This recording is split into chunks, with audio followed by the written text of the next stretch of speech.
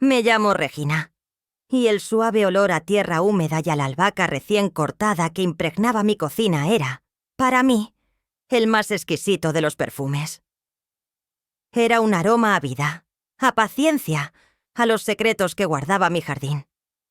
Mis manos, callosas y manchadas de tierra, amasaban con lentitud la masa para el pan, un ritual matutino que me anclaba a la realidad, aunque mi mente se agitaba como un enjambre de abejas. La ansiedad me apretaba el pecho, un nudo frío que se formaba cada vez que esperaba la inminente visita de mis hijos, Alejandro y Camila. Sabía, con la certeza de quien ha vivido demasiado, que su llegada no auguraba nada bueno. Siempre era lo mismo. Una petición disfrazada de preocupación filial, un problema que necesitaba mi intervención, o un nuevo proyecto que requería, invariablemente, mis ahorros o mi tiempo. Recuerdo, como si fuera ayer, mi 70º cumpleaños. Había esperado, con una punzada de ilusión casi infantil, una llamada, una visita, un simple mensaje. Nada. Ni Alejandro, tan ocupado con su empresa de soluciones innovadoras, ni Camila, la influencer de moda, se dignaron a recordarme. Compré un pequeño pastel de vainilla, encendí una vela solitaria y soplé, sintiendo el eco de mi propio aliento en el silencio de la casa.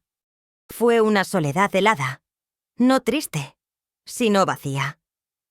Recuerdo haber limpiado con un paño húmedo el borde de la mesa, pensando en las horas que pasaba cuidando sus dolencias de niños, sus fiebres, sus miedos nocturnos. Los amé, los amo, con la ferocidad irracional de una madre, pero esa indiferencia, ese desprecio tácito por mi existencia más allá de su conveniencia, era una herida que nunca cicatrizaba del todo. El año pasado, cuando estuve con esa gripe tan fuerte que apenas podía levantarme de la cama, me prometieron que vendrían a ayudar. «Claro, mamá, enseguida vamos», me dijo Alejandro por teléfono, su voz sonando a través de una conexión ruidosa, como si estuviera en algún aeropuerto exótico, siempre tan ajetreado, tan importante. Camila, por su parte, me envió un emoticono de una cara verde con termómetro, seguido de un «Recupérate pronto, Mamie. Estoy con un lanzamiento súper importante, ya sabes». Pasaron 3 días. Fui al médico sola, arrastrando mis pies, sintiendo el frío de la fiebre y el de la soledad. Cuando se lo comenté a Isabel, la esposa de Alejandro, ella me dijo con una sonrisa forzada: «Ay, Regina, es que los chicos tienen tantas cosas. Son empresarios, ¿sabes? Tienen responsabilidades. No puedes esperar que dejen todo por una simple gripe». Una simple gripe. Para ellos, era una molestia, no la fragilidad de la mujer que les dio la vida. Y sus miradas, siempre sobre mis manos, sobre la tierra bajo mis uñas, sobre el rastro de hojas secas que a veces, inadvertidamente, traía a la cocina. «Mamá, ¿por qué no te compras unos guantes más bonitos? Es que esas manos parecen de jardinero de pueblo», me dijo Camila en una ocasión, mientras se untaba una crema carísima en sus propias manos, inmaculadas y perfectas. Me encogí de hombros. Para mí, esas manos eran un mapa de mi vida, un testimonio de mi pasión, de mi dedicación. Pero para ellos eran una vergüenza, un símbolo de lo que consideraban una vida de pobreza y atraso. El silencio que siguió a su comentario fue más ruidoso que cualquier recriminación. Sabía que se acercaba otra tormenta. Lo sentía en el aire, en el zumbido eléctrico antes de una tormenta de verano. Y yo, como siempre, me preparaba para recibirla, esperando que, quizás, esta vez, la lluvia trajera algo de calma y no solo destrucción. El timbre sonó, un eco estridente en la quietud de mi hogar. Mis hombros se tensaron. Fui a abrir, y allí estaban, mis hijos, Alejandro y Camila, flanqueados por sus respectivos cónyuges, Isabel y Javier. Entraron como un torbellino de perfume caro y ropas de marca, llenando mi modesta sala con una energía artificialmente vibrante. «¡Mamá! ¡Qué alegría verte!», exclamó Alejandro, abrazándome con una rapidez que denotaba más la prisa por cumplir con la formalidad que el afecto genuino. Su abrazo era un abrazo de aire, ligero, distante. Camila, con su cabello rubio impecablemente peinado y sus uñas perfectas, me dio 2 besos en el aire, cuidando de no manchar su labial. «Mamie, estás radiante. ¿Es ese tu nuevo suéter? ¡Qué chic!», dijo, aunque sabía que el suéter era el mismo de siempre, tejido por mí misma hace años. Isabel, con su sonrisa perfecta y ojos que evaluaban cada detalle, añadió: «Regina, siempre tan acogedora. Tu casa tiene ese encanto rústico». La palabra rústico sonó a excusa, a una forma elegante de decir anticuado. Javier, el esposo de Camila, un hombre alto y con una barba cuidadosamente recortada, asintió con una expresión que intentaba ser afable, pero solo lograba ser condescendiente. «Cierto, doña Regina, siempre un remanso de paz. Aunque un poco natural, ¿no?». Nos sentamos en la sala. El ambiente era denso, a pesar de los esfuerzos por la cordialidad. Camila, tras un sorbo de té que apenas probó, lanzó la primera ofensiva. «Mamie, hemos estado pensando mucho en ti, ¿verdad, chicos?». Miró a los demás, que asintieron con presteza. «Y bueno, sabes que tu bienestar es nuestra prioridad, y tu seguridad. La verdad es que nos preocupa un poco tu jardín. Es tan grande y lleno de ¿cosas?», se interrumpió buscando la palabra adecuada. Alejandro intervino con un tono más directo. «Mamá, seamos honestos. El jardín es un problema. Atraes bichos, la humedad, y seamos sinceros, es un desperdicio de espacio. ¿Con tus años, sigues arrodillándote en la tierra como una campesina? Ya no es seguro». Sentí una punzada. Mi jardín. Mi vida. Pero mantuve mi expresión neutra. Mi jardín es mi pasión. Es mi pequeño santuario. Isabel soltó una risita suave, casi inaudible. «Claro, Regina, lo entendemos. La pasión. Pero piénsalo. Con la casa tan céntrica, si asfaltaras el frente, podrías tener un estacionamiento para al menos 3 coches. Eso subiría el valor de la propiedad una barbaridad. Y podríamos venir más seguido sin preocuparnos por encontrar sitio en la calle». La manipulación era obvia. Querían el espacio para sus coches de lujo, esos que no cabían en sus propios garajes, siempre llenos de trastos caros. Javier, con aire de experto, agregó: «Sí, doña Regina, es una inversión inteligente. Y con esos coches nuevos que tenemos, ¿sabes? Un Mercedes clase S, el Porsche de Camila. Dejarlos en la calle es un riesgo. Podrían rayarlos, o peor aún, robarlos. Piénselo. Es por nuestra seguridad, y por la suya también. Tendríamos un lugar seguro para estacionar cuando venimos a verte. Y vendríamos más». La última frase era la zanahoria.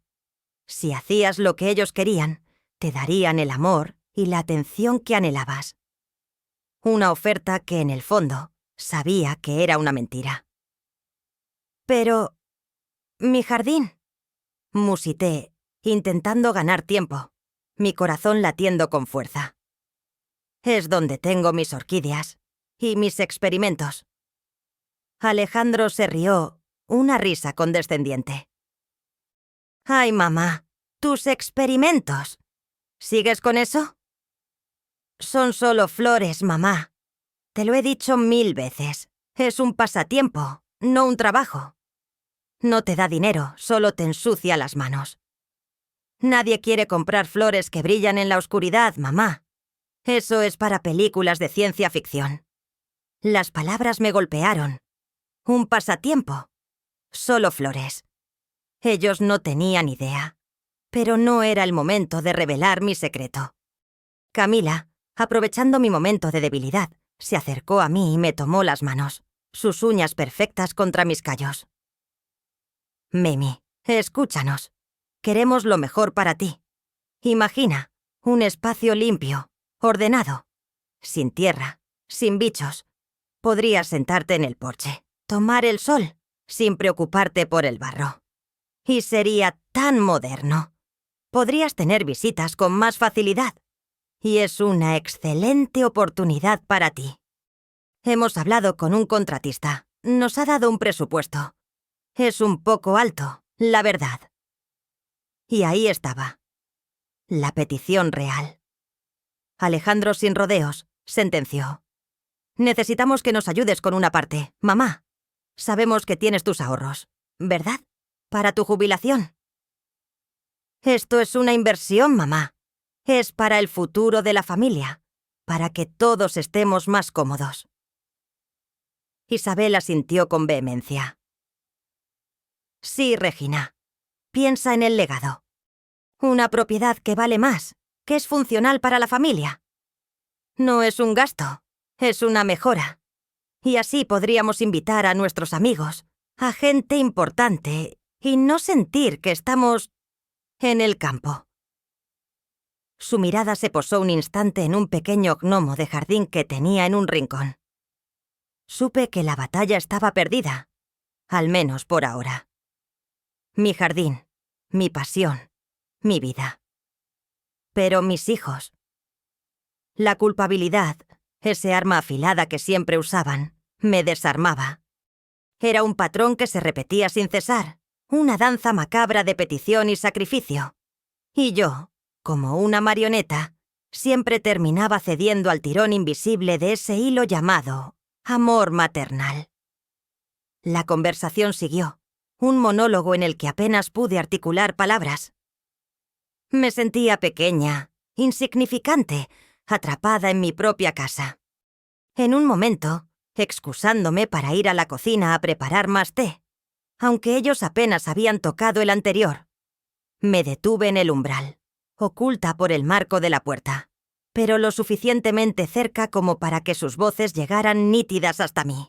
Creían que no los escuchaba, que estaba demasiado ensimismada en mis quehaceres de vieja. Es que, de verdad, no entiendo por qué insiste en tener todo eso así, dijo Isabel, su voz un susurro cargado de desprecio. Parece una pocilga, con tanta tierra por todas partes. Y esa hierba, ni hablar. En cuanto pueda, esto necesita una remodelación completa. Un aire más minimalista, ¿sabes? Todo blanco, cristal, cero natural. Javier se rió. Un sonido áspero. Sí, es que la buena doña Regina vive como en otro siglo. Con esa ropa, esas manos. Parece que viene de recolectar patatas. Ni que estuviéramos en un rancho. Y esa obsesión con sus flores que brillan. Dios, qué vergüenza. Cuando la gente importante pregunta por su hobby, casi me muero. Tu madre, Camila, es peculiar. Camila, mi hija, la que besó mi mejilla con tanta delicadeza hace apenas unos minutos, respondió con un suspiro dramático. Ya sé, Javier, es un tema. Pero, ¿qué le vamos a hacer? Es mamá. Lo importante es conseguir lo del aparcamiento. Así los coches estarán seguros y podremos venir más a menudo. Y cuando ya no esté o se mude a un lugar más adecuado, esto lo vendemos por un dineral. O lo convertimos en un loft de lujo. Un jardín así en pleno centro es un crimen. Alejandro, el primogénito, el que siempre se presentaba como el más protector, añadió con un tono de fastidio. Es que no hay forma de hacerla entrar en razón. Cree que sus plantas valen oro. La hemos convencido de que es por el valor de la propiedad, pero en el fondo, es que necesitamos espacio. Mis clientes de alto nivel No van a ti a aparcar en la calle si vienen a recogerme aquí. Y el Mercedes se ve ridículo sin un espacio propio. Este jardín es una monstruosidad. Es un símbolo de lo que no debe ser. Escuchaba cada palabra, y aunque mi corazón se contrajo con un dolor familiar, esta vez había algo más. Una especie de frialdad se instaló en mi pecho, una claridad helada. No era rabia, no era tristeza. Era una visión prístina de la realidad. Hablaban de mí como si fuera un objeto, un estorbo, una reliquia vergonzosa que necesitaba ser modernizada, o mejor aún, eliminada. Sus palabras eran cuchillos, pero extrañamente, ya no me dolían tanto. Eran el eco de una verdad que había estado evitando escuchar durante décadas. Ellos no me amaban. Amaban lo que podían obtener de mí, y despreciaban todo lo demás. Mis orquídeas, mis flores que brillan, la esencia misma de mi ser, eran motivo de burla, una fuente de vergüenza para ellos. La visión de mi jardín asfaltado, de mi santuario convertido en un frío lecho de asfalto para sus vehículos de lujo, se solidificó en mi mente no como una tragedia, sino como el preludio de algo inevitable. Algo en mí, una pequeña flor de resentimiento, comenzó a florecer en la oscuridad de ese pasillo. La decisión fue un torbellino de emociones contradictorias. Mi mente, traicionera, intentaba autoengañarse. Lo hacen por el futuro de la familia. Debo ayudarles. Son mis hijos, mi sangre. Me repetía estas frases como un mantra, tratando de ahogar la voz de mi intuición que gritaba, ¡basta! Pero el amor maternal, esa fuerza irracional y a veces destructiva, me empujó a la sumisión. Accedí a su petición. No solo a asfaltar una parte de mi jardín, que era su demanda inicial, sino a entregarles una suma considerable de mis ahorros, la pequeña fortuna que había guardado celosamente para mi vejez, con la promesa de que invertirían en un proyecto infalible, que, según ellos, nos beneficiaría a todos.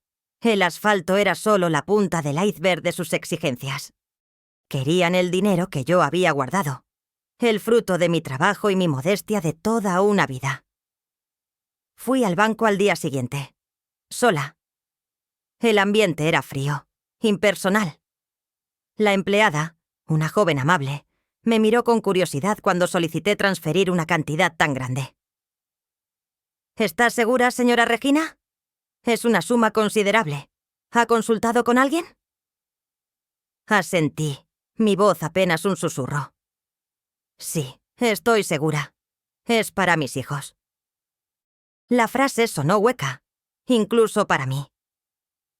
Firmé los documentos, sintiendo el peso de cada letra en mi alma. Era como si estuviera firmando mi propia sentencia. No vendí un objeto querido, sino que entregué la seguridad de mi futuro. Ese dinero representaba años de sacrificios, de pequeñas privaciones para asegurarme una vejez tranquila. Ahora se iba, con un clic en la computadora, a engrosar las cuentas de mis hijos y sus proyectos fantasmas. El jardín, para ellos, era solo una excusa superficial, la punta de lanza para acceder a mi verdadera utilidad.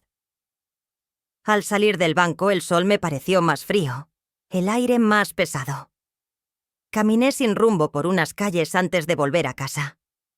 La casa se sentía vacía, como si una parte de mí se hubiera marchado con aquel dinero. Sentí una profunda soledad, pero también, y por primera vez, un extraño sentimiento de liberación. Era como si, al vaciar mi copa de sacrificios, hubiera dejado espacio para algo nuevo. Ya no tenía nada más que darles, nada más que quitarme. Este era el punto final de mi generosidad. Esa misma tarde, recibí un mensaje de Alejandro. «Mamá, gracias, de verdad. Haremos que te sientas orgullosa. Te esperamos el sábado en la inauguración de nuestra nueva casa. Será una gran fiesta, habrá gente importante. Vístete para la ocasión». La humillación final me esperaba, no tenía duda. El vestirse para la ocasión Era una velada directriz para no desentonar, para no ser una vergüenza. Me dirigí a mi armario, un lugar modesto, lleno de prendas sencillas pero bien cuidadas. Saqué el vestido que había guardado para ocasiones especiales. Un sencillo vestido de lino color lavanda, cómodo y de corte clásico, que combinaba con un collar de cuentas de madera que yo misma había hecho.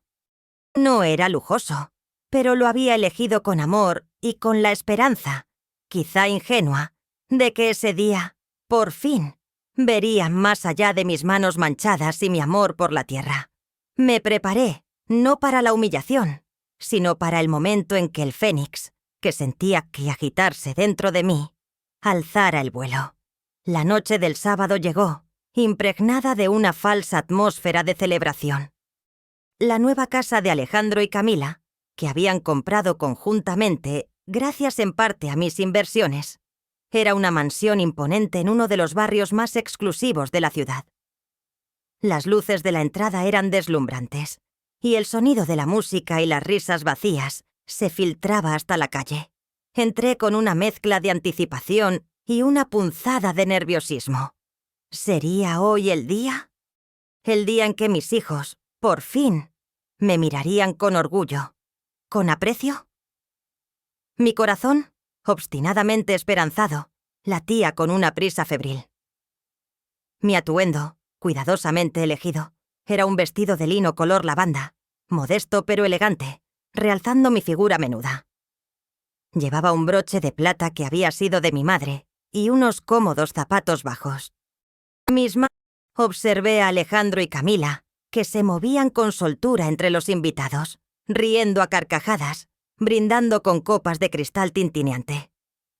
Parecían reyes en su castillo, recibiendo a su corte. Me sentí como una intrusa, una pieza fuera de lugar en ese ostentoso rompecabezas. Sin embargo, me aferraba a la esperanza. Me aferraba a la idea de que en algún momento Alejandro se acercaría y me diría: «Mamá, gracias por todo. Estamos aquí por ti». O Camila me abrazaría y me susurraría: «Mami, eres la mejor». Había visualizado ese momento una y otra vez, la recompensa por años de amor incondicional, de sacrificios silenciosos. La había pintado en mi mente con colores brillantes, un cuadro de reconciliación y reconocimiento. Caminé lentamente por el salón, intentando no molestar a nadie, observando los rostros desconocidos y sonrientes. El lujo me abrumaba. Las paredes cubiertas de arte abstracto, los muebles de diseño minimalista, las vistas panorámicas de la ciudad. Todo era un testimonio del éxito de mis hijos. Un éxito que, en parte, había sido posible gracias a mis propios ahorros, a ese sacrificio tan personal. Quería creer que valía la pena. Quería creer que mi acto de amor sería reconocido. Me acerqué a un rincón, cerca de una ventana, desde donde podía observar la multitud sin ser el centro de atención. Respiré hondo, intentando calmar el tamborileo de mi corazón. Era una noche importante, y yo estaba aquí. Esa era mi esperanza. Pero el ambiente era denso, y las risas de mis hijos sonaban cada vez más huecas, más distantes. El eco de sus palabras, las que había escuchado desde el umbral de mi cocina, resonaban en mi cabeza. Un símbolo de lo que no debe ser. Y yo, en mi modesto vestido lavanda, me sentía exactamente eso. Un símbolo anacrónico en su brillante y moderna existencia. La esperanza era una vela que parpadeaba débilmente en el viento gélido de la realidad. La música se detuvo por un instante, y un foco de luz se posó sobre una pequeña tarima improvisada. Alejandro, con una copa de champán en la mano, golpeó suavemente el cristal con una cucharilla. El silencio se hizo. «Amigos, familia, socios, gracias por acompañarnos esta noche tan especial», comenzó, su voz resonando en los altavoces. Camila, a su lado, sonreía radiante. «Hoy celebramos un nuevo comienzo, un nuevo hogar, y los éxitos que están por venir. Pero, sobre todo, Celebramos la visión. La visión de una vida sin ataduras, sin lo viejo. Su mirada por un instante se cruzó con la mía y sentí un escalofrío. Era una mirada fría, sin reconocimiento. Alejandro continuó. Quiero presentaros a algunos de los pilares de nuestra vida, a los que nos han apoyado siempre. A mi querida esposa, Isabel, el motor de nuestra familia y de mis mejores ideas. Isabel sonrió con suficiencia, recibiendo los aplausos. Y a mi hermana, Camila, mi socia, mi confidente, mi cómplice en cada aventura. Camila hizo una reverencia teatral, levantando su copa. Javier, el esposo de Camila, también fue mencionado con elogios. Pero yo, la madre, la que había vaciado su cuenta, la que había asfaltado su jardín por sus exigencias, era invisible. De repente Alejandro se aclaró la garganta y con una mueca que intentaba ser graciosa, dijo: «Y claro, no podemos olvidarnos de nuestra querida madre, Regina. ¿Dónde estás, mamá?» El foco me encontró, allí en mi rincón. Sentí un rubor subir por mi cuello. La atención de cientos de ojos se posó sobre mí. Alejandro continuó, su tono de voz cambiando, volviéndose burlesco. «Ah, ahí está. Siempre tan... ella, nuestra pequeña jardinera. Sí, la que le gusta la tierra y las plantitas. De hecho, ha estado tan emocionada con la idea de nuestro nuevo aparcamiento en su casa, que nos ha ayudado generosamente. Así podremos tener más espacio para nuestros coches de lujo. Gracias, mamá, por entender la importancia de la modernidad y la comodidad. Un aplauso para Regina, la que nos ha ayudado a pavimentar el camino. Literalmente». Las risas estallaron en la sala, un eco cruel que rebotaba en las paredes. Sentí las miradas curiosas, algunas compasivas, otras simplemente divertidas. El rostro de Camila se iluminó con una sonrisa falsa. «Sí, mamá, eres la mejor. Siempre tan generosa. Ahora sí podremos traer a la gente importante sin que vean ese jardín. Peculiar». La palabra peculiar era como un latigazo. Javier agregó riendo entre dientes. «Y lo bueno es que ahora ya no tendrás que preocuparte por ensuciarte las manos. Una preocupación menos». Mi garganta se secó. Las palabras se formaron en mi mente, pero no pudieron salir. Querían que me sintiera humillada, expuesta, rebajada a una simple herramienta para sus caprichos. Me señalaban con el dedo, no para honrarme, sino para burlarse de mi simplicidad, de mi amor por la tierra, de mi sacrificio financiero, todo a la vez. No fui invitada al escenario, solo fui exhibida, como un objeto de curiosidad o burla. Sentí cómo la sangre se me subía a la cabeza, no de vergüenza, sino de una rabia fría y profunda que nunca antes había experimentado. Eran depredadores, y yo, su presa ingenua. La burla de la gente, las risitas, los murmullos, se grababan a fuego en mi memoria. Estaba expuesta, vulnerable, frente a una audiencia de extraños. Mis hijos me habían desnudado el alma en público y se deleitaban con ello. En ese instante, algo se rompió dentro de mí. No fue un estallido, sino un quiebre silencioso y definitivo. La oleada de dolor y ofensa que me había acompañado durante décadas, cada desprecio, cada olvido, cada humillación, se desvaneció. Se disolvió en el aire, como si nunca hubiera existido. En su lugar, emergió una conciencia helada, cristalina, un vacío que no era de desolación, sino de una claridad espantosa. Era como si una venda, invisible pero densa, se hubiera desprendido de mis ojos. Miré a Alejandro, a Camila, a Isabel, a Javier. Sus rostros, antes tan familiares, tan anhelados, se transformaron. Ya no eran mis hijos. Eran extraños, parásitos, depredadores que se habían alimentado de mi bondad, de mi amor, de mi fortaleza. Vi sus sonrisas petulantes, sus ojos vacíos, sus gestos grandilocuentes. Y no sentí nada. Ni rabia, ni tristeza, ni siquiera la más mínima pizca de compasión. Eran figuras distantes, siluetas borrosas en una película ajena a mí. La burla en sus ojos, el desprecio en sus palabras, todo se deslizó por mi piel como agua, sin penetrar. Una calma sobrenatural me invadió. Mis manos, las mismas que tanto les avergonzaban, ya no temblaban. Mis labios, antes sellados por el miedo y el dolor, se mantuvieron firmes. Sentí el poder de mi propia existencia, mi dignidad, que se alzaba desde lo más profundo de mi ser. No había necesidad de gritar, de llorar, de justificarme. Las palabras eran inútiles. Con una determinación que me sorprendió incluso a mí misma, sin decir una sola palabra, sin un lamento, sin una mirada de reproche, me di la vuelta.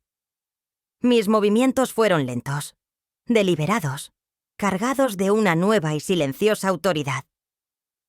El foco de luz que me había delatado ahora me seguía mientras yo, con la espalda recta y la cabeza alta, me dirigía hacia la salida. Cada paso era una afirmación, una declaración de independencia. El murmullo de la gente se detuvo. Las risas se extinguieron. Sentí sus miradas sobre mi espalda, las de mis hijos y las de los invitados, confundidas, tal vez un poco inquietas. No entendían lo que estaba pasando. Creían que me había humillado, que me había doblegado. Pero lo que no sabían es que ese era el preciso momento en que el fénix de mi alma, que había sido cenizas por tanto tiempo, comenzaba a batir sus alas. Había sacrificado todo, pero a cambio había recuperado lo más valioso: mi voluntad, mi autorrespeto y la clara visión de quiénes eran realmente. La Regina que habían conocido, la que se doblaba y se rompía, había desaparecido. En su lugar se levantaba una mujer nueva, forjada en el fuego de la traición, lista para la batalla. Salí de la mansión. El aire fresco de la noche, lejos del vaho sofocante de la fiesta, me pareció un bálsamo. Mis pies me llevaron automáticamente al coche. No dudé. No temblé. Mis manos, antes vacías de esperanza, ahora estaban llenas de una determinación gélida. Saqué mi teléfono, el viejo modelo que mis hijos se burlaban por no ser un smartphone de última generación, y marqué el número que había guardado celosamente durante años. Sonó 1, 2 veces. Al tercer tono, una voz grave y tranquila respondió. «Diga». «Ricardo», dije, mi voz extrañamente firme, sin un atisbo de la emoción que me había consumido durante tanto tiempo. Mi aliado, mi abogado y mi confidente, el único que conocía la verdadera magnitud de mi trabajo y la traición que se cernía. «Regina, me alegro de que me llames. ¿Cómo te fue en la celebración familiar?» Su tono era cauteloso, casi expectante. Respiré hondo, el aire frío llenándome los pulmones, purificando cada célula de mi cuerpo. Cerré los ojos por un segundo, visualizando el rostro de mis hijos, el desprecio en sus ojos, la burla en sus risas. Ya no eran figuras de dolor, sino de injusticia. «Ricardo», repetí, esta vez con una convicción que resonó en el silencio del coche. «Es la hora. Activa el plan». Hubo una pausa al otro lado de la línea, breve, pero cargada de significado. Sabía que Ricardo entendía. Habíamos hablado de este momento, de esta opción de contingencia durante años, casi en broma, esperando que nunca llegara. Pero el plan estaba ahí, meticulosamente diseñado, cada pieza en su lugar, esperando solo mi señal. «Entendido, señora», respondió Ricardo, su voz ahora tensa, profesional. «Confirmado. Todos los recursos están listos para ser desplegados. ¿Alguna instrucción adicional?» «Sí», dije, mi voz adquiriendo una autoridad que nunca antes había usado con él, o con nadie. Quiero que sea exhaustivo, que no quede piedra sin remover, ni una sola. Así se hará, prometió. ¿Empezamos al amanecer?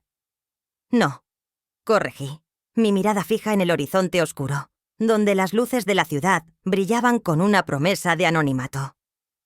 Empieza ahora, esta misma noche. Que el primer golpe les llegue antes de que el champán se les baje del todo. Ricardo no preguntó, no cuestionó. Simplemente respondió. A la orden, Regina. Que descansen tranquilos por última vez. Colgué el teléfono. Un escalofrío de anticipación me recorrió la espalda. Este plan, que había sido una red de seguridad, un por si acaso para la traición, ahora se convertía en el arma de mi liberación. Ellos habían creído que me habían despojado de todo. No sabían que lo único que habían hecho era activar una fuerza que no podían siquiera imaginar. No sabían que el jardín que despreciaban y que querían asfaltar era el cuna de un secreto que valía más que todos sus lujos juntos. Ricardo llegó a mi casa la mañana siguiente, antes de que el sol se asomara por completo. La cafetera zumbaba, llenando la cocina con el aroma reconfortante del café recién hecho. Nos sentamos en silencio. Él con su portafolio de cuero impecable, yo con mi vieja taza de cerámica. El silencio se rompió con el primer sorbo de café. «Regina», dijo Ricardo, sus ojos claros fijos en los míos.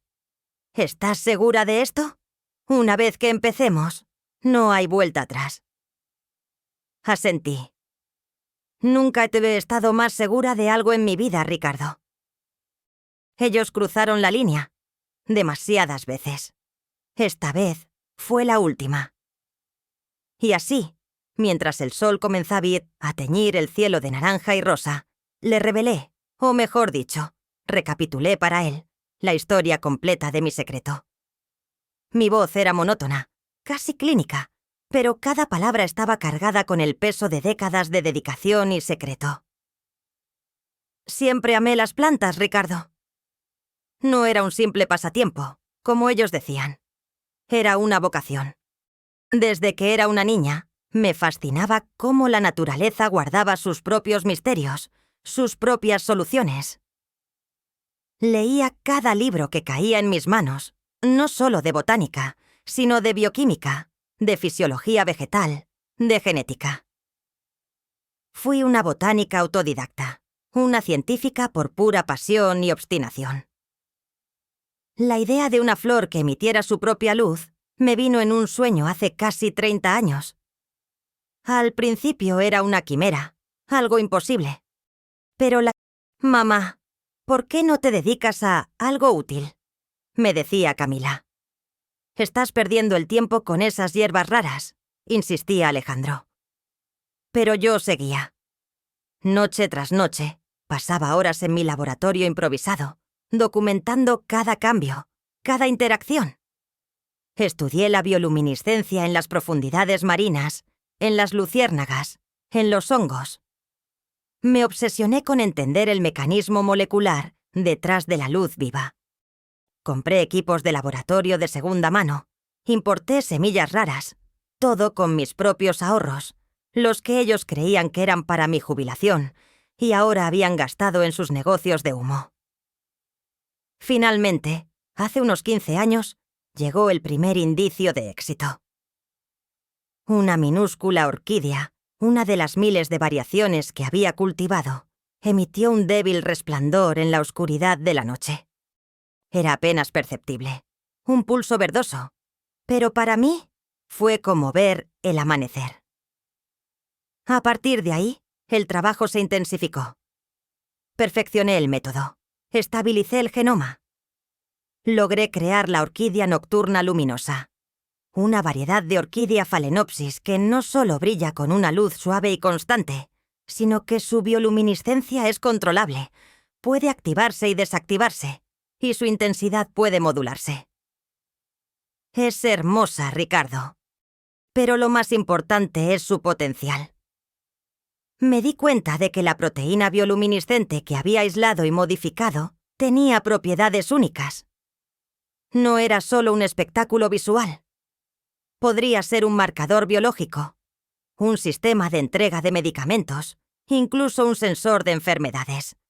El potencial farmacéutico era inmenso. Fue entonces cuando te contacté, Ricardo. Hace 5 años. Quería proteger mi invención. Firmamos acuerdos de confidencialidad tras acuerdos de confidencialidad. Las negociaciones han sido largas, complejas. Querían exclusividad, licencias mundiales. Hablaron de cifras que eran estratosféricas. Millones, Ricardo. No millones. Cientos de millones. Potencialmente billones si las aplicaciones médicas se confirmaban a gran escala. La patente está a mi nombre. Y el acuerdo de venta del 80% de los derechos de explotación, manteniendo yo un porcentaje para investigación y filantropía, está listo para ser firmado. El acto de humillación de anoche fue el catalizador. El contrato se firma la semana que viene. Esto significa que soy, y lo he sido por años en secreto, una de las inventoras más ricas y discretas del país. Ricardo me miró, con una mezcla de admiración y asombro. Lo sabía, Regina. Sabía que tenías algo grande. Pero la magnitud... Siempre manejaste esto con una discreción admirable. Ni siquiera yo, tu abogado, conocía todos los detalles hasta ahora. ¿Y tus hijos? ¿Nunca sospecharon? Negué con la cabeza. Jamás. Para ellos era el hobby de la vieja, la tierra, las flores que brillan que tanto les avergonzaban. El jardín que quieren asfaltar es mi laboratorio, el lugar donde nació todo. La ironía es brutal, ¿verdad? Siempre me pidieron dinero, siempre me despreciaron por mi humilde vida, sin saber que la verdadera fortuna no estaba en los bancos que ellos saqueaban, sino en el conocimiento y la paciencia que ellos pisoteaban. Me levanté, me acerqué a la ventana y miré mi jardín, bañado por la luz del amanecer, un mar verde de vida y secretos. Ahora, Ricardo, es el momento de que entiendan el verdadero valor de lo que despreciaron. Que comprendan que la tierra no solo ensucia las manos, también puede cambiar el mundo. Y que una madre no es solo una billetera. Es una fuerza de la naturaleza. Y cuando esa fuerza es subestimada y traicionada, desata una tormenta que puede arrasar todo a su paso. Con la taza de café humeante en la mano, Ricardo y yo nos sentamos a trazar el plan. El sol ya había ascendido, tiñendo el cielo de un azul claro y prometedor. Pero la atmósfera en mi cocina era gélida, metódica. No había emoción en nuestras voces, solo una fría eficiencia. Este no era un acto impulsivo. Era la culminación de años de previsión, la activación de un plan de contingencia diseñado para un escenario que, irónicamente, se había hecho realidad. El primer paso, Ricardo, comencé, es asegurar mis activos y desvincularme completamente de cualquier compromiso financiero que tenga con ellos. ¿La suma que les di ayer, podemos recuperarla? Ricardo asintió. Es un préstamo sin respaldo. Podemos iniciar los procedimientos legales para su recuperación de inmediato. Además, ya haré notificado a sus bancos y a sus instituciones de crédito sobre la inminente firma del contrato con Biogenex. Eso les dará una idea de tu nueva posición financiera y, consecuentemente, de la vulnerabilidad de sus propias finanzas. Sus líneas de crédito actuales se verán comprometidas. Cualquier préstamo futuro será imposible. Perfecto, dije. Quiero que cada una de sus inversiones, cada proyecto en el que me involucraron, se derrumbe.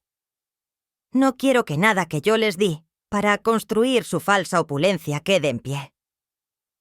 ¿Recuerdas ese fondo de inversión inmobiliaria de Alejandro? Sí, es una burbuja a punto de estallar. Ya alerté a la Comisión de Valores con un informe anónimo sobre ciertas irregularidades. Será el primer dominó en caer. También enviamos información sobre el desfalco que hizo Alejandro en su anterior empresa. está bien documentado y esperando el momento de salir a la luz. Y Camila, con su boutique en línea y sus productos de belleza milagrosos, continué. Sabemos que sus proveedores no están contentos, que han acumulado deudas y que la calidad de sus productos es más que cuestionable. Quiero que esa información llegue a los consumidores y a las autoridades sanitarias pertinentes. Ricardo sonrió, una expresión rara en su rostro habitualmente sobrio. Ya tengo preparados los correos electrónicos anónimos con pruebas contundentes. Reseñas falsas, certificados de calidad fraudulentos, reclamaciones de clientes insatisfechos. Se filtrarán a foros de consumidores, blogs de belleza y, por supuesto, a la Agencia de Protección al Consumidor. Su reputación se hará añicos y su carrera como influencer la dejaremos sin seguidores, sin credibilidad.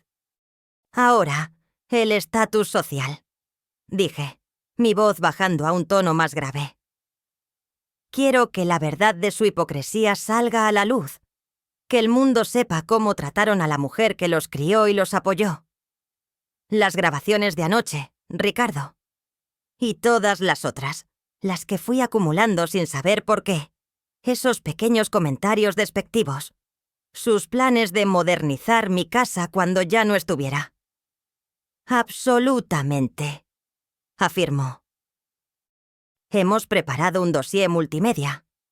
Audios, vídeos, capturas de pantalla de sus redes sociales, donde alardean de sus lujos mientras tú vivías modestamente. Todo está listo para ser distribuido a los principales medios de comunicación. No como una historia de venganza, Regina, sino como una historia de injusticia, de una madre maltratada por la ingratitud de sus hijos. Eso resonará mucho más con el público. Pequeños chismes, verdades a medias que los harán cuestionar la honorabilidad de tus hijos. Cuando las noticias más grandes estallen, esas dudas se convertirán en certezas. Se quedarán solos, aislados. Los haremos parias sociales. Cada uno de sus cónyuges, Isabel y Javier, también se verá afectado por asociación. Sus carreras y sus reputaciones también sufrirán el golpe. Y no olvides el jardín. Le recordé, mi mirada perdida en las flores que brillaban tenuemente en la primera luz del día. La ironía de todo esto. Cómo despreciaron mi pasión, mi trabajo sucio, para querer asfaltarlo y construir un aparcamiento para sus coches. Que eso también salga a la luz. Que la gente entienda que lo que ellos consideraban nada era en realidad mi mayor tesoro. Y que esa misma nada es lo que me ha hecho poderosa. Cada detalle ha sido considerado, Regina. Es un ataque multifacético, diseñado para desmantelar cada pilar de sus vidas. Financiero, profesional y social. No se trata solo de quitarles lo que tienen, sino de exponer quiénes son. El golpe inicial será devastador y la exposición mediática los aplastará. ¿Lista? Asentí. Mi corazón, que había estado oprimido durante tantos años, ahora sentía una extraña ligereza. Lista, Ricardo. Que comience el espectáculo. Y mientras él se levantaba para hacer las llamadas que pondrían en marcha nuestra estrategia, miré mi jardín. El sol ahora besaba cada hoja, cada pétalo de mis orquídeas luminosas.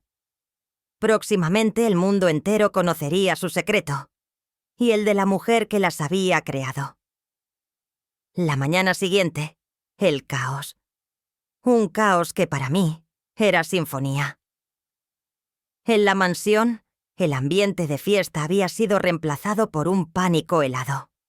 Alejandro, con ojeras profundas y el cabello revuelto, intentó pagar el café de Isabel en una cafetería de lujo. La tarjeta, su reluciente American Express Black, fue rechazada. Transacción denegada, dijo la barista, con una mirada de lástima apenas disimulada. Alejandro insistió, la deslizó de nuevo. El mismo mensaje. Su rostro se puso pálido. Mientras tanto, en la otra punta de la ciudad, Camila, en un intento de comprar un bolso de edición limitada que había visto en una boutique exclusiva, se enfrentó a la misma humillación. Su tarjeta de débito, la de su cuenta principal, fue rechazada. «Lo siento, señorita. Fondos insuficientes. Fondos insuficientes». Su mente no podía procesarlo. Ella, Camila, ¿sin fondos? Se encontraron en la mansión.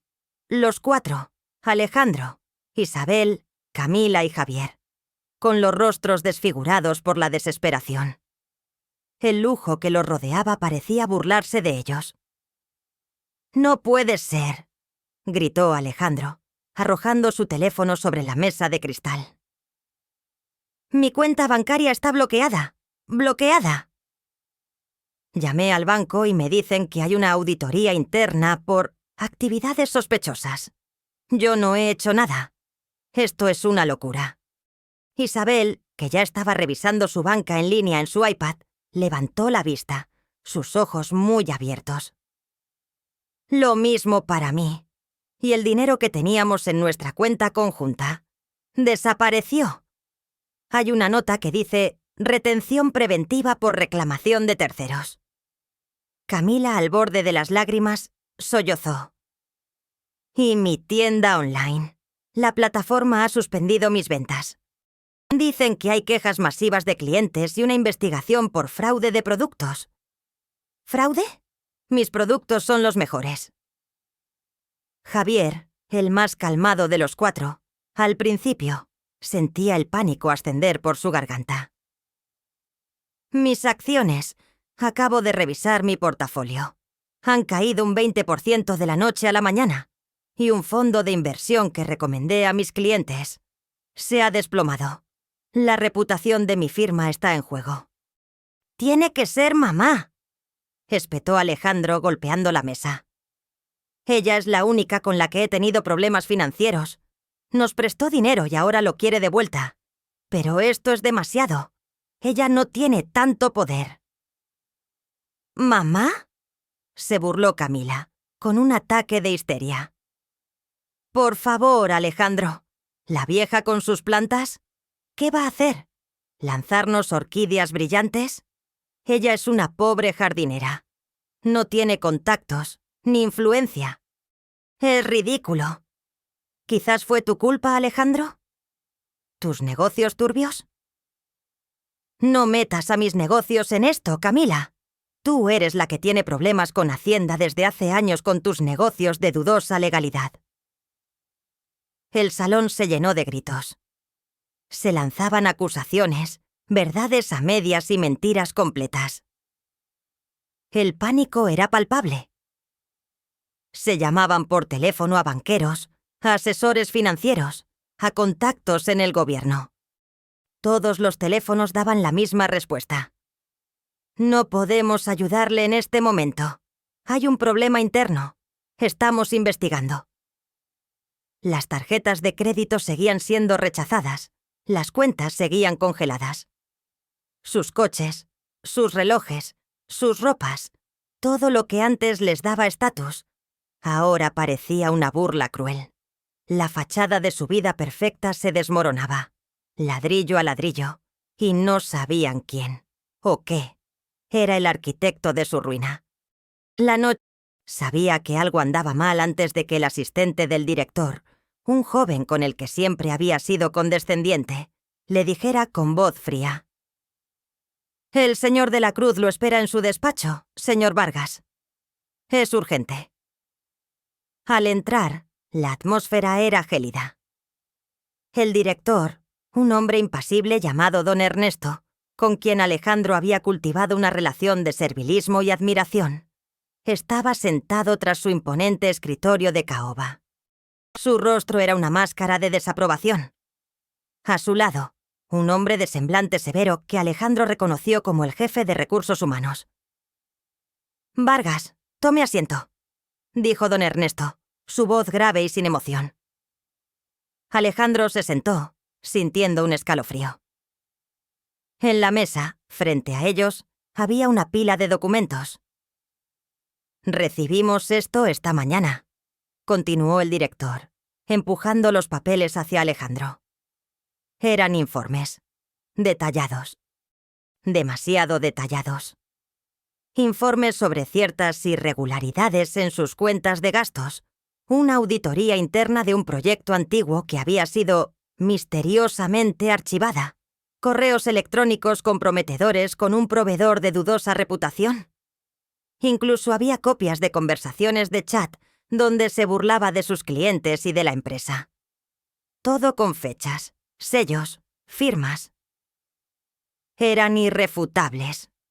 Esta información, Vargas, dijo don Ernesto, su mirada penetrante, ha sido enviada de forma anónima, pero es tan meticulosa y precisa que no podemos ignorarla. Ha puesto en tela de juicio su ética profesional y su integridad. No solo eso, ha puesto en riesgo la reputación de nuestra firma. El jefe de recursos humanos asintió gravemente. Alejandro sintió que el aire le faltaba. Pero esto es un montaje, una conspiración. Yo no... Don Ernesto lo interrumpió sin inmutarse. No hay margen para la discusión. La evidencia es abrumadora. Dada la gravedad de las acusaciones y el daño potencial a nuestra imagen, no nos queda más opción que rescindir su contrato con efecto inmediato. Su puesto queda vacante. Un coche le espera en la entrada para llevarlo a casa. Sus pertenencias le serán enviadas. Seguridad lo acompañará para que recoja sus efectos personales de su oficina. La humillación fue completa. Lo escoltaron fuera de su propio despacho, las miradas de sus colegas clavadas en su espalda. Las puertas de cristal de la oficina principal se cerraron detrás de él con un sonido sordo, sellando su destino profesional. Se sentía mareado, aturdido. La humillación era tangible, más que el golpe financiero. Su estatus, su carrera, todo lo que había construido sobre una base de engaños, se había desmoronado en cuestión de minutos. Mientras tanto, Camila estaba viviendo su propia pesadilla. En su despacho de la empresa de marketing digital donde trabajaba como consultora de redes. La llamaron a una reunión con su jefa y el equipo legal. No hubo preámbulos. Su jefa, una mujer joven y ambiciosa que solía admirar el estilo de vida de Camila, le mostró una serie de informes. Capturas de pantalla de chats internos donde Camila se atribuía logros de otros colegas, facturas de clientes que nunca existieron para inflar sus resultados, incluso un audio donde se burlaba de una campaña fallida que había sido su responsabilidad. «Camila», dijo su jefa con voz dura, «tu rendimiento ha sido cuestionable, pero esto es inaceptable. Fraude, plagio, insubordinación. Recibimos esta información esta mañana, de una fuente anónima. Es detallada y verificada. La empresa no puede asociarse con comportamientos así. Estás despedida. Inmediatamente. Y prepárate para posibles acciones legales por los daños a la reputación de nuestros clientes». Camila intentó argumentar, llorar, suplicar. Pero sus palabras eran huecas, sus lágrimas, falsas. La escoltaron fuera, su rostro descompuesto, las miradas de sus compañeros de trabajo llenas de sorpresa y, en algunos casos, de una satisfacción apenas disimulada. El brillo de su carrera como influencer se había apagado. Ahora era solo una paria, sin empleo, sin reputación, sin un futuro claro. El silencio que dejaron sus despidos en sus respectivas oficinas era más ruidoso que cualquier grito. La mano invisible de su madre había golpeado, con una precisión mortal, justo donde más les dolía. El día después del colapso financiero y profesional, la soledad se abatió sobre Alejandro y Camila como una densa neblina. En su desesperación, intentaron contactar a su círculo de amigos, influyentes, la gente con la que se codeaban en eventos, los que les sonreían y prometían favores y oportunidades. Alejandro tomó su teléfono, aún temblando, y marcó el número de Marcos. un inversor de bienes raíces con quien había compartido varios negocios de dudosa moralidad. Marcos, soy Alejandro. Necesito tu ayuda. Hay una situación... Mis cuentas están bloqueadas. Me despidieron. Es una locura. Necesito que me prestes algo de dinero o que intercedas por mí en el banco. El teléfono sonó. Y sonó. Y sonó. Nadie contestó. Alejandro dejó un mensaje de voz suplicante. 5 minutos después, recibió un mensaje de texto de Marcos. Estoy en una reunión muy importante. Te llamo después. La llamada nunca llegó. Lo intentó con Sofía, la esposa de un político, a quien le había conseguido boletos para eventos exclusivos. Sofía, soy Alejandro. Tengo una emergencia. Necesito un contacto en el gobierno, alguien que pueda ver mi caso. El mensaje de voz que dejó se encontró con un silencio total. Camila, por su parte, intentó contactar a sus amigas influencers, esas con las que compartía fotos de viajes lujosos y bolsos de diseñador. Llamó a Valentina, la más cercana. Vale, estoy en un lío. Mis redes, mi tienda, todo se está cayendo. Necesito que me ayudes a desmentir todo, a publicar algo de apoyo. Eres mi mejor amiga. Valentina le envió un breve mensaje. Lo siento, Cami. No puedo meterme en eso. Tengo mi propia marca que cuidar. Camila se quedó mirando la pantalla, incrédula. Lo mismo con Daniela, otra influencer. Ay, Camila. Mi manager me dijo que no me relacione contigo por ahora. Tu reputación... Lo siento mucho. Javier y Kesia e Isabel también experimentaron el mismo aislamiento. Las invitaciones a cenas y eventos sociales cesaron. Sus mensajes a los grupos de WhatsApp de sus círculos sociales se quedaban sin respuesta. Aquellos que sí respondían, lo hacían con evasivas vagas o excusas transparentes. Estamos muy ocupados. Un imprevisto. Mejor dejamos eso para otro momento. Nadie quería asociarse con ellos. Eran tóxicos. Se dieron cuenta, con una amargura que les quemaba el alma, de que su estatus social era un castillo de naipes construido sobre el dinero y la influencia que creían tener. No los querían a ellos. Querían lo que su dinero podía comprar. Exclusividad, acceso, validación. Ahora que el dinero se había esfumado, y con él, la ilusión de su éxito, eran parias. Nadie quería ser visto con ellos. Nadie quería prestarles ayuda. La risa de sus amigos en la fiesta de inauguración, esa misma que había celebrado su falsa fortuna, ahora se había convertido en un silencio glacial. La soledad los envolvió, una soledad profunda y desoladora. Miraban el uno al otro, Alejandro a Isabel, Camila a Javier, y no veían apoyo, sino el reflejo de su propia desesperación. Eran náufragos en una isla desierta, y se estaban devorando entre sí. La era de la socialización superficial había terminado. Comenzaba la era del ostracismo total. El golpe mediático fue orquestado con una precisión quirúrgica. No hubo gritos, ni escándalos sensacionalistas baratos, sino una implacable exposición de la verdad. Ricardo, mi fiel aliado, se aseguró de que cada pieza de evidencia fuera presentada con la pulcritud de un informe forense. Imposible de refutar. La explosión comenzó en los medios digitales. Un renombrado portal de noticias de investigación, conocido por su rigor, publicó un extenso artículo titulado La orquídea luminosa y la ingratitud de una familia.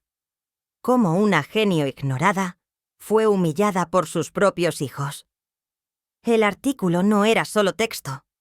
Venía acompañado de pruebas irrefutables.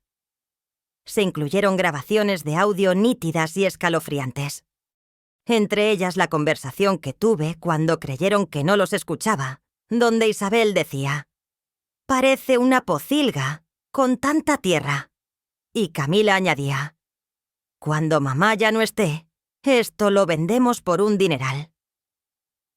También se citaban las frases más condenatorias de la humillación pública en la fiesta. La voz de Alejandro, burlesca, anunciando: «Gracias, mamá, por entender la importancia de la modernidad y la comodidad». Un aplauso para Regina, la que nos ha ayudado a pavimentar el camino. Literalmente.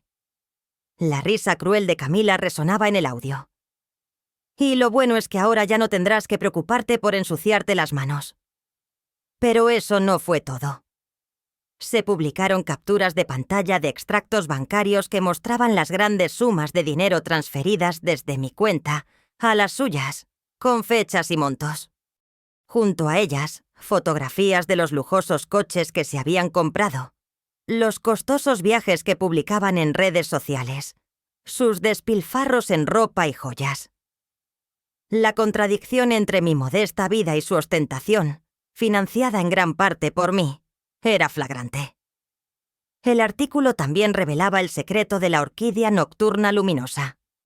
Describía mi trabajo como botánica autodidacta, mis décadas de investigación, el proceso de patente y las negociaciones multimillonarias con Biogenex Pharmaceuticals. La ironía era palpable. Mis hijos habían despreciado mi trabajo de pobres para asfaltar el jardín donde cultivaba una planta que valía fortunas. Una imagen de la orquídea, brillando suavemente en la oscuridad, acompañaba la historia, un símbolo de la luz que yo representaba frente a la oscuridad de su avaricia. La noticia se volvió viral en cuestión de horas. Los principales medios de comunicación, tanto nacionales como internacionales, la recogieron. Cadenas de televisión, periódicos de tirada nacional, emisoras de radio, todos hablaban de el caso Regina Vargas. Mi nombre, antes desconocido para el gran público, se convirtió en sinónimo de dignidad, paciencia y justicia. El hashtag Justicia para Regina y la Madre Botánica se hicieron tendencia mundial. La historia de la madre humillada que resultó ser una genio botánica y una millonaria secreta conmovió a millones. Los comentarios en línea eran un torrente de indignación y apoyo. El golpe era irreversible. Sus vidas, antes privadas y protegidas por una fachada de respetabilidad, ahora estaban expuestas al escrutinio público, desnudas ante el juicio implacable de la sociedad.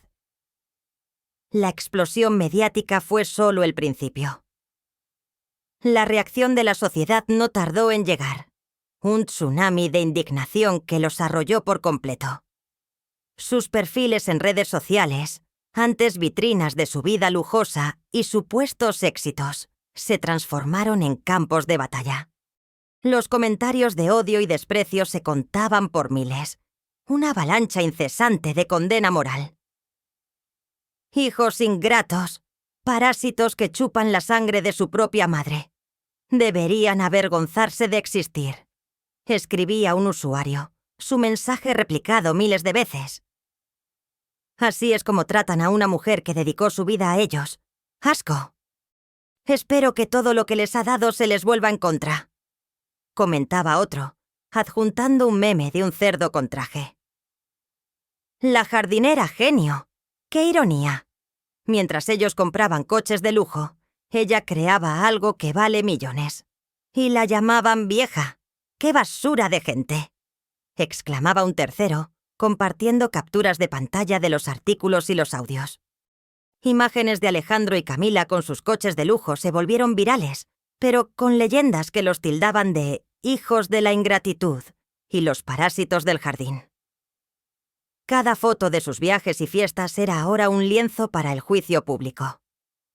No importaba lo que publicaran. Cualquier intento de defensa era ahogado por la marea de repudio.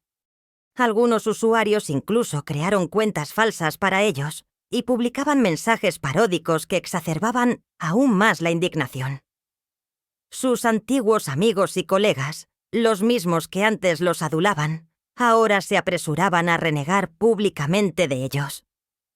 Varios publicaron declaraciones en sus propias redes sociales, distanciándose de Alejandro y Camila. Estoy consternado y profundamente decepcionado por el comportamiento de Alejandro Vargas. escribió un socio de negocios con el que Alejandro había compartido proyectos. Mi empresa condena enérgicamente este tipo de conducta. Siempre hemos valorado la ética y la integridad. Lamentamos cualquier asociación pasada con el señor Vargas. Una ex amiga de Camila, una influencer de moda, publicó una historia de Instagram con un fondo negro y el texto: a veces descubres la verdadera naturaleza de las personas. Es triste, pero necesario cortar lazos con quienes no comparten tus valores de respeto y lealtad. Mi apoyo total a doña Regina. Un sinfín de figuras públicas con las que habían posado en alfombras rojas o cenas benéficas ahora se desmarcaban con prisa, como si fueran una plaga. El aislamiento social era total. No solo habían perdido su dinero y sus trabajos, sino también su reputación y su lugar en la sociedad. Eran parias, objetos de desprecio público. Ya no podían salir sin ser reconocidos y recibir miradas de odio o comentarios despectivos. Los pocos intentos de defenderse en línea solo empeoraban la situación, haciendo que la gente los acusara de no tener remordimiento. La humillación era constante, pública y brutal. La sociedad había emitido su veredicto, y era despiadado. El teléfono sonó en la casa de Alejandro. El número era desconocido, pero el presentimiento me dijo que era ella. Respiré hondo y contesté. ¿Sí? Alejandro, soy yo, tu madre. Su voz, al otro lado de la línea, era de una calma gélida que me produjo escalofríos. No había ni rastro de la fragilidad o la tristeza que yo conocía. Su tono era plano, sin emoción, pero cargado de una autoridad implacable. Mamá, ¿cómo pudiste hacer esto? Nos destruiste. ¿Por qué? ¿Qué te hemos hecho? Grité, el pánico y la rabia luchando por el control de mi voz. Camila, que estaba tistí a mi lado, me quitó el teléfono. Mamie, por favor. Esto es una locura. Podemos hablarlo, arreglarlo. No tiene por qué ser así. Somos tu familia, suplicó Camila, sus palabras atropelladas por la histeria. Hubo una breve pausa al otro lado. Luego la voz de mi madre, Regina, se alzó, clara y resonante. Estoy dispuesta a escucharles, a discutir cómo resolver esto, como dices, Camila. Pero no será a escondidas, no más susurros en la oscuridad. Quiero que la verdad salga a la luz, de una vez por todas. Quiero que el mundo vea la cara de la familia que tanto valoran. Un nudo se formó en mi estómago. ¿Qué significaba eso? ¿Resolverlo? ¿Públicamente? Los cito mañana al mediodía, continuó Regina, sin dejar espacio para objeciones. En la calle de los Naranjos, número 15. Es el edificio el antiguo Teatro Imperial. Ahora lo usan para eventos y conferencias. Vengan ustedes 4. Alejandro, Camila, Isabel y Javier. No lleguen tarde. Pero, ¿qué clase de reunión es esa? ¿Por qué allí? Preguntó Alejandro sintiendo una punzada de ansiedad. El Teatro Imperial era un lugar conocido por sus conferencias de prensa y grandes eventos. Es un lugar neutral, respondió mi madre, su voz impenetrable. Y un lugar donde podemos hablar con la honestidad que se requiere, donde no haya malentendidos. Y donde la verdad tenga espacio para respirar. Espero que estén listos para ello. Es su última oportunidad. Y con eso, colgó. El silencio de la línea telefónica era ensordecedor. Nos miramos los 4, con los rostros pálidos. ¿Última oportunidad? ¿Resolución? ¿En un lugar tan público? La desesperación se aferró a una brizna de esperanza. Tal vez mamá quería perdonarnos. Tal vez había recapacitado. Tal vez esto era una farsa para hacernos sentir mal antes de ofrecernos una salida. La mente humana es capaz de los autoengaños más complejos cuando se enfrenta a la ruina. Nos aferramos a esa pequeña luz, sin saber que la invitación no era a una reunión, sino a nuestra propia ejecución televisada. La trampa estaba puesta, y nosotros, ciegos y desesperados, caminábamos directamente hacia ella. El taxi nos dejó frente al antiguo Teatro Imperial, en la calle de los Naranjos. Era un edificio imponente, de arquitectura clásica, con grandes puertas de madera tallada. Alejandro, Camila, Isabel y Javier nos miramos, una mezcla de nerviosismo y una tenue esperanza en nuestros rostros. ¿Están seguros de esto?, murmuró Isabel, ajustándose el nudo de su corbata. ¿Y si es otra de sus trampas? ¿Qué otra opción tenemos, Isabel?, respondió Alejandro, la voz tensa. Mamá dijo que era nuestra última oportunidad. Debe querer reconciliarse. Ya nos ha hecho sufrir bastante. Camila asintió, pálida. Sí, mamá no es tan cruel. Nos ama. Solo quiere que suframos un poco antes de perdonarnos. Empujamos las pesadas puertas. El interior estaba iluminado por una luz brillante y artificial. El sonido de nuestras pisadas resonaba en el vestíbulo. Caminamos por un pasillo y al girar una esquina nos encontramos de golpe con la realidad.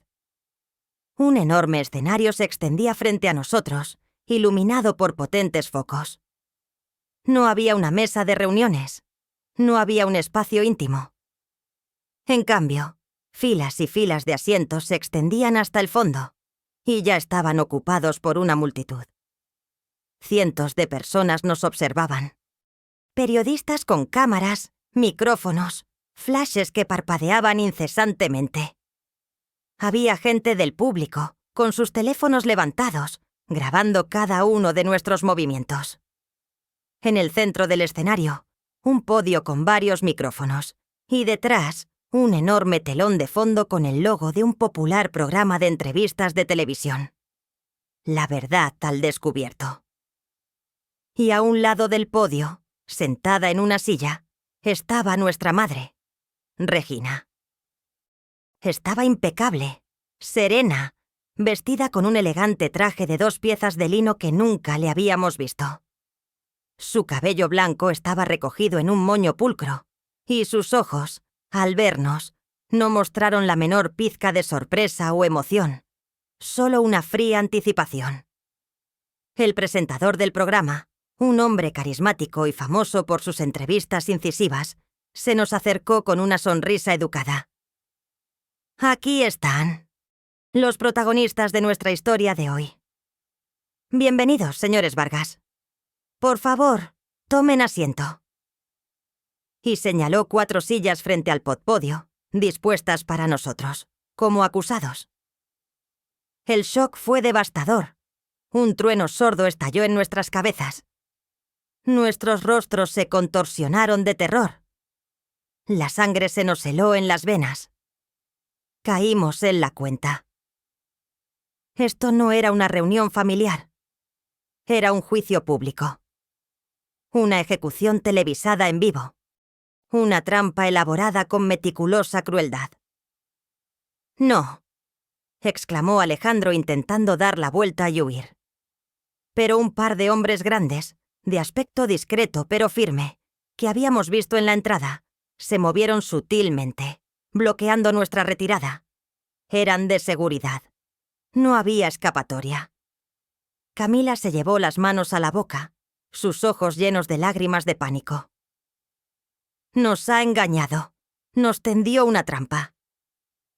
Javier e Isabel estaban petrificados, sus caras blanquecinas, sus ojos desesperados buscando una salida. El público murmullaba, las cámaras destellaban, grabándolo todo. Nos empujaron suavemente hacia las sillas. Cada paso era una agonía. Nos sentamos, atrapados, expuestos. La humillación ya no era susurrada, era proyectada en pantallas gigantes para que el mundo entero la viera. Y allí, sentada tranquilamente, con una expresión que no mostraba ni una pizca de arrepentimiento, estaba Regina, la mujer que habíamos subestimado y despreciado. Nuestra madre, la autora de nuestra ruina. El presentador tomó la palabra, y su voz, magnificada por los altavoces, nos hizo temblar. Damas y caballeros, bienvenidos a La Verdad al Descubierto. Hoy tenemos una historia que ha conmovido a millones, una historia de ingratitud filial y de un triunfo silencioso.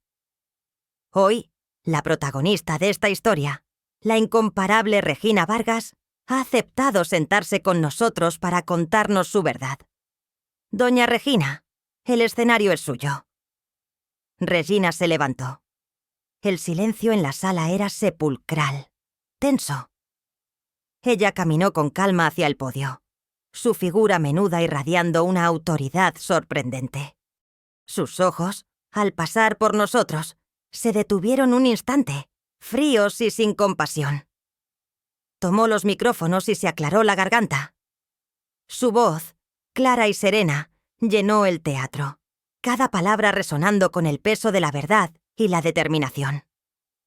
Buenas tardes a todos. Mi nombre es Regina Vargas y soy botánica. O como mis hijos me decían, la vieja de las plantas, la jardinera pobre. Una suave punzada de dolor se dibujó en la sala al oír su voz tan tranquila al relatar semejantes insultos.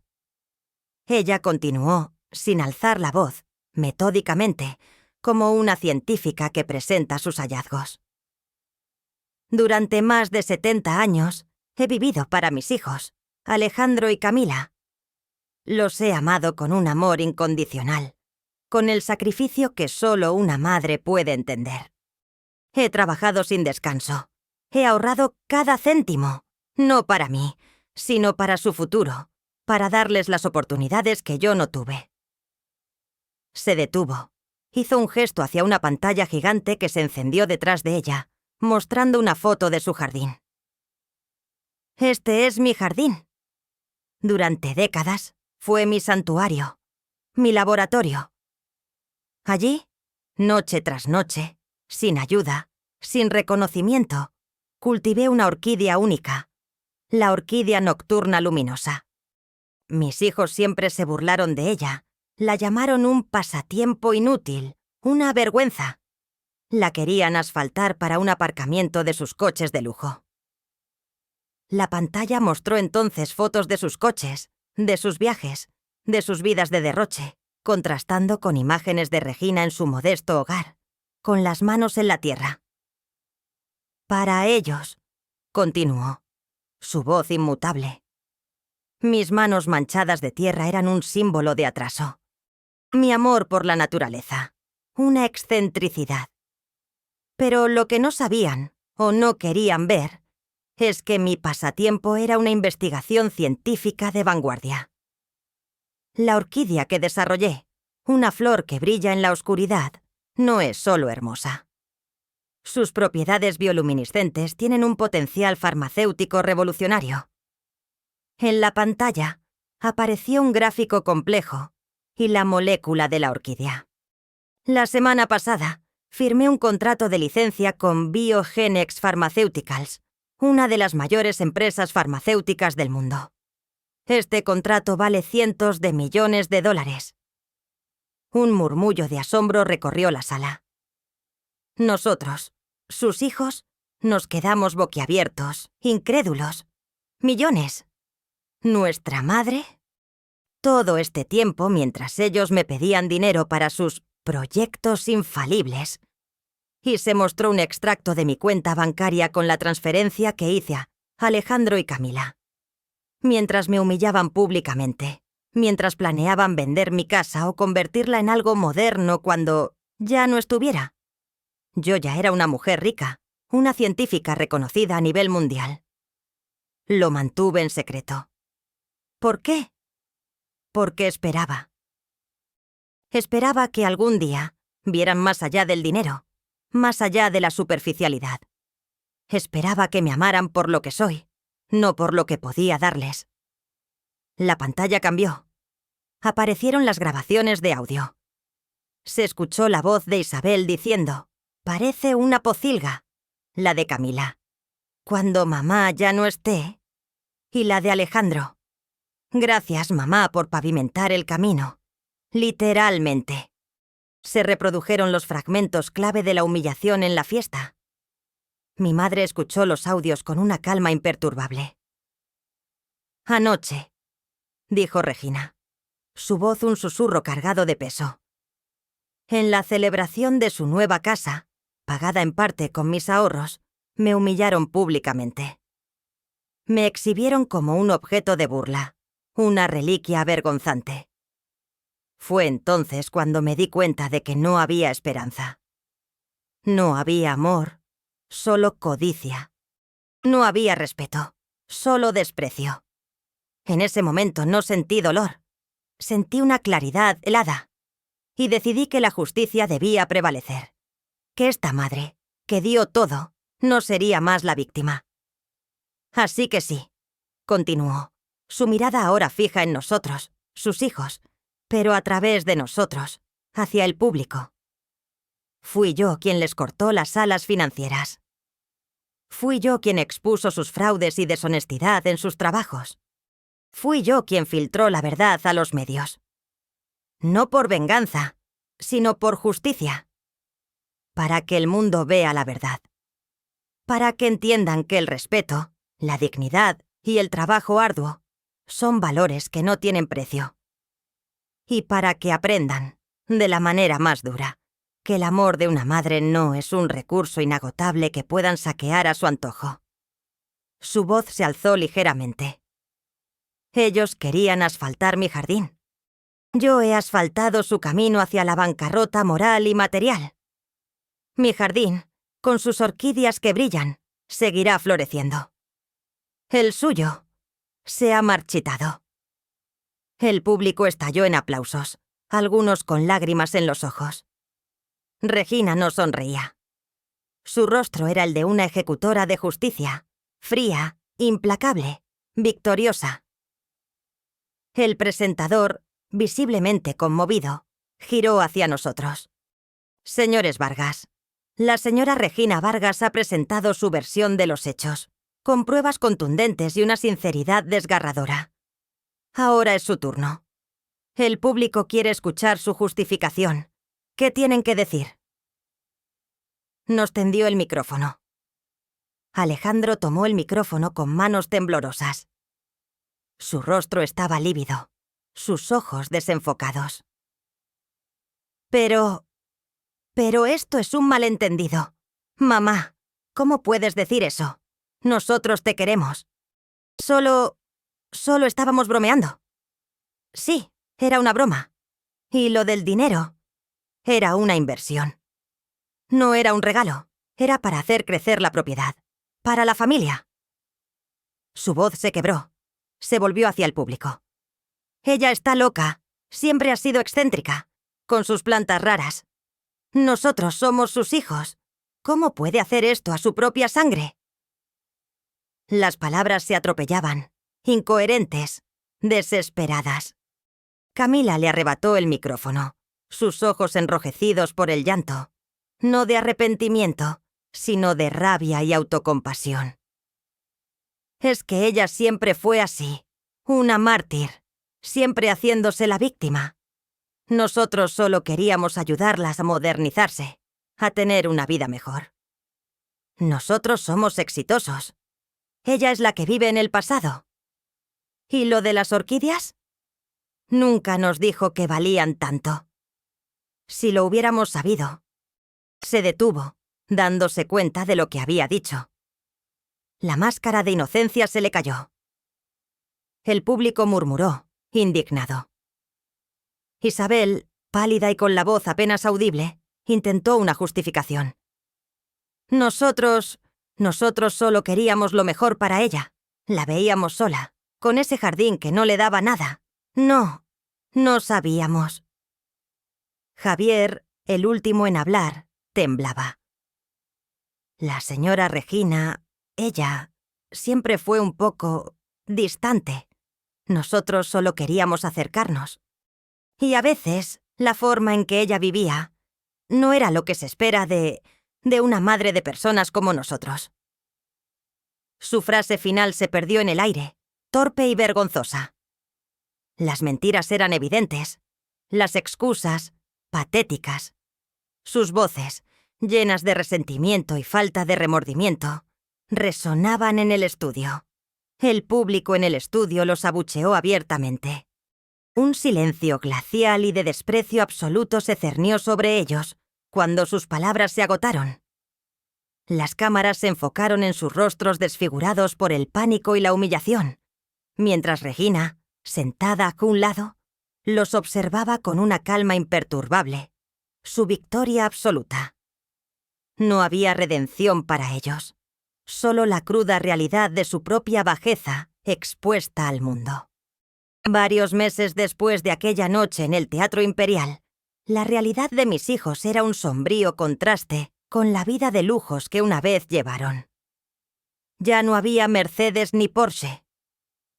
Alejandro trabajaba como encargado en un estacionamiento público, el mismo tipo de lugar que tanto había despreciado. Cada vez que un coche de alta gama entraba, sentía una punzada de humillación.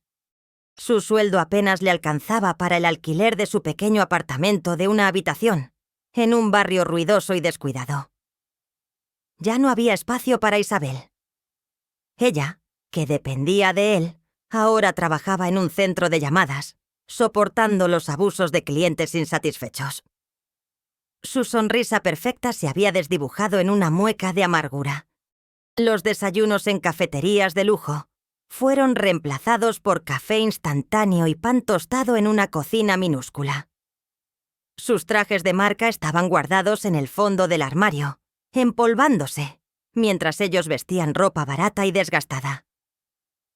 Alejandro, antes pulcro, tenía el cabello despeinado y una barba de varios días, su mirada perdida. Isabel, que siempre lucía impecable, tenía ojeras y el maquillaje corrido, un reflejo de su nueva vida de estrés y privaciones. Camila, por su parte, intentó sobrevivir vendiendo productos de catálogo de puerta en puerta, una ironía cruel para quien se jactaba de ser una influencer digital. Sus antiguos seguidores la insultaban en cada publicación que intentaba hacer y nadie compraba sus productos. Ella y Alejandro en su trabajo era reconocido por los conductores. «Miren, el hijo de la señora Regina, el que quería asfaltar el jardín de su madre. ¡Qué vergüenza!», le decían algunos, riéndose y arrojándole las llaves. Camila, al intentar vender sus productos, era reconocida por las amas de casa. «Ah, usted es la de la tele, la que humilló a su madre. No me interesa nada de lo que venda una persona así». Las puertas se le cerraban en la cara. Sus tarjetas de crédito estaban canceladas, sus deudas se acumulaban. La comida se había convertido en un lujo, los pequeños placeres en recuerdos lejanos. La vida que habían despreciado, la vida humilde de su madre, era ahora su propia realidad, pero sin la dignidad ni la pasión que ella le había puesto. Un día, Alejandro y Camila se encontraron por casualidad en un supermercado de descuento. Ambos, desaliñados y con la mirada perdida, empujaban carritos llenos de productos genéricos. La vergüenza les impidió hablar al principio. Se les notaba el cansancio, la derrota. El aislamiento social se había vuelto total, un muro invisible que los separaba del resto del mundo. Sus antiguos amigos no solo los habían repudiado públicamente, sino que ahora fingían no conocerlos. Una tarde, mientras Alejandro caminaba cabizbajo por una calle céntrica, tropezó con un grupo de sus antiguos compañeros de universidad, con quienes solía ir de fiesta y alardear de sus éxitos.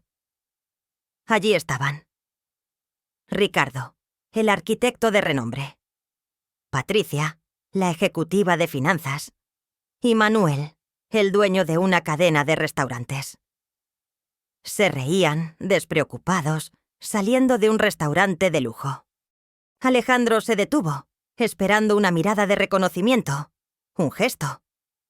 Ricardo lo vio. Sus ojos se encontraron por un instante. Ricardo desvió la mirada rápidamente, fingiendo hablar por teléfono, mientras Patricia y Manuel se volvían de espaldas, sumergiéndose en una conversación animada como si Alejandro no existiera. Pasaron a su lado como si fuera aire, un fantasma. Poco después, Camila, sentada sola en un banco del parque, vio pasar a sus ex-amigas influencers, Valentina y Daniela. Iban vestidas con ropa de diseñador, riendo mientras grababan un video para sus historias de Instagram. Camila levantó la mano para saludarlas, una punzada de nostalgia y desesperación. Valentina la miró de reojo. Sus ojos se abrieron ligeramente, pero su sonrisa no se movió. Aceleró el paso, arrastrando a Daniela, que ni siquiera se giró.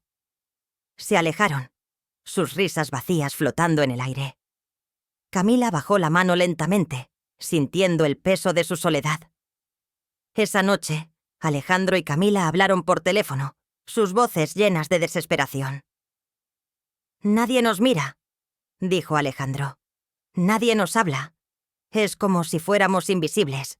O peor, como si fuéramos una plaga». «Es horrible, Alejandro», respondió Camila, su voz temblorosa.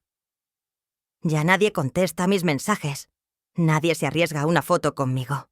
Dicen que mi nombre es tóxico. Ya no tenemos amigos. Solo deudas y vergüenza». La conciencia les golpeó con la fuerza de un martillo. Todas esas amistades, todas esas relaciones superficiales, estaban construidas sobre la arena de su falso estatus y su dinero. No los valoraban por quienes eran, sino por lo que tenían, por el brillo que emanaba de su supuesta riqueza. Ahora que el brillo se había desvanecido, no quedaba nada. La soledad era un pozo sin fondo, un eco constante de su propia ingratitud. Se dieron cuenta de que siempre habían sido valorados por su billetera, no por su carácter, y ahora la billetera estaba vacía, y el carácter expuesto. Eran parias, despojados de todo, y la soledad era su única compañera. Varios años después, el mundo era un lugar diferente, y yo, Regina Vargas, me encontraba en la cima de un éxito que trascendía con creces cualquier fortuna material. Mi historia, la de la botánica humillada que se alzó como un fénix, se había convertido en un fenómeno global. Ya no era solo una científica, era una personalidad mediática, una filántropa, un icono de estilo y fuerza para millones de mujeres y hombres en todo el mundo. Mi vida ahora estaba dedicada a mi verdadera pasión y a una nueva misión. La orquídea nocturna luminosa, mi creación, había revolucionado no solo la industria farmacéutica, sino también la energía sostenible y la biotecnología.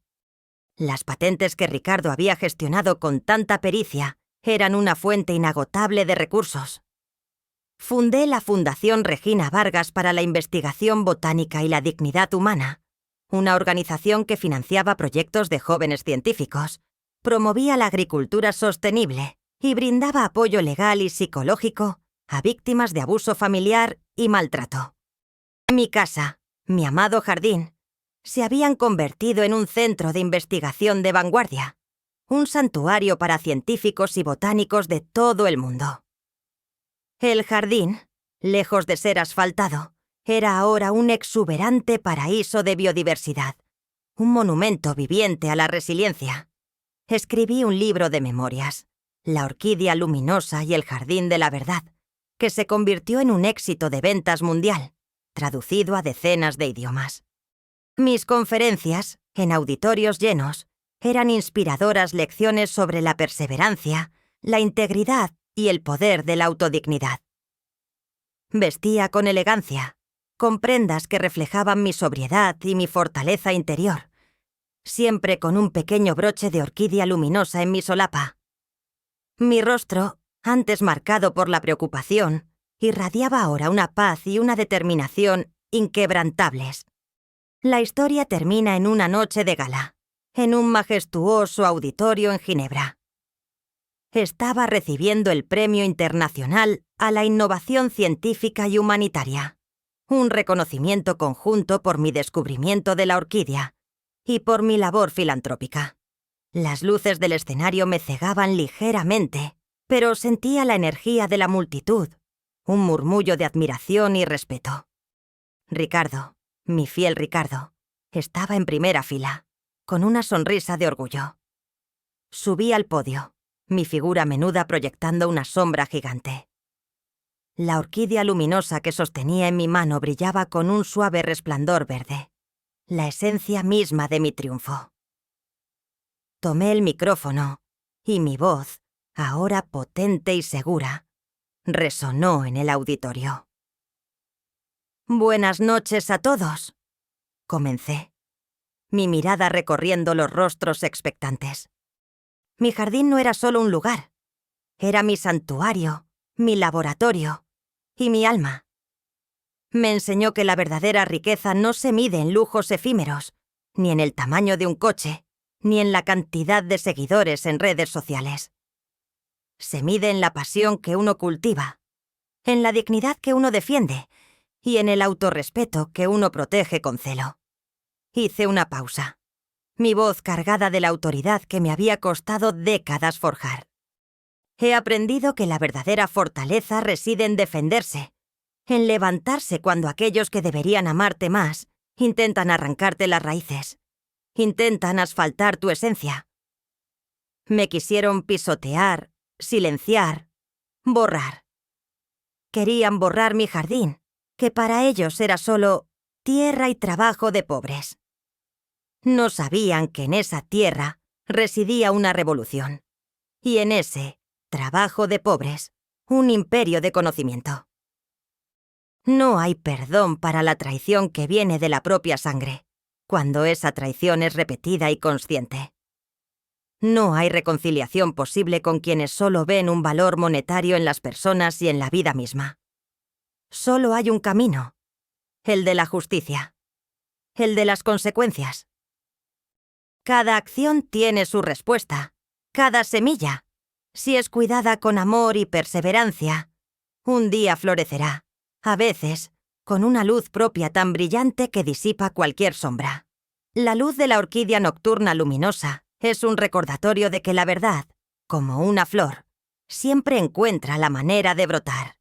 Terminé mi discurso, levantando la orquídea en mi mano, su suave resplandor inundando el escenario. Este premio no es solo mío.